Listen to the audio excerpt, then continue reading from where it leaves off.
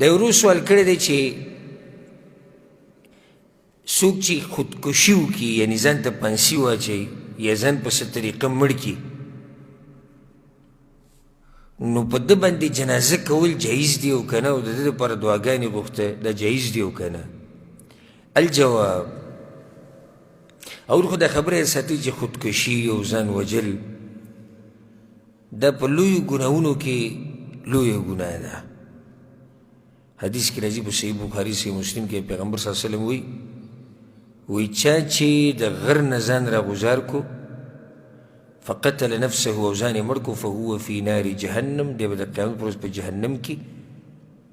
او دقه شان به دنګ ځي ته ورخیږي او ځان به راچي دنګ ځي ته ورخیږي او ځان به راچي دا د سزا د همیشه دپاره ومن تحسى سما او چا چې زهر وخوړو او ځان یې مړ کو فسمه فی یده نو د ده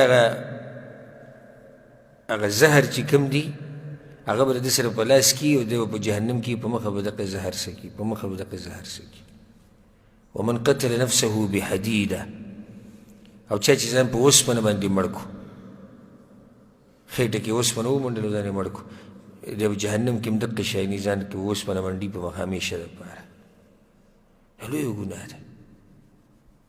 او الحمدلله چې کوم سړی د الله په دین باندې پوهی او تقدیر په مسله باندې پوهی نو الله یې د دې خبرو نه ساتي دا د بېدینو خلکو طریقه ده او د غیر مسلمو په زرګاو خلک دا به ته په خبرونو کې اورې په ټیویانو کې به یې وینې په انټرنیټ به وینې چې د انګریزانو په ملکونو کې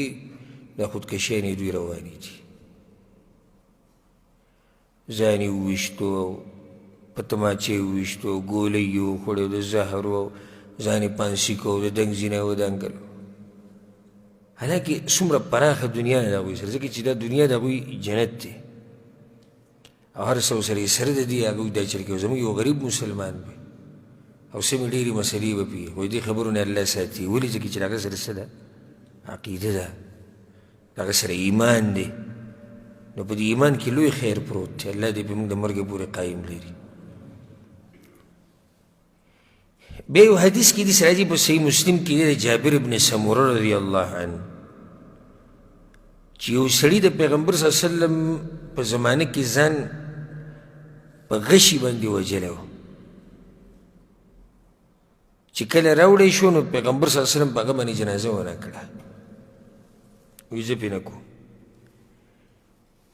اوس که څوک دا وایي چې دې حدیث ته وګوره پیغمبر به جنازه نه ده کړې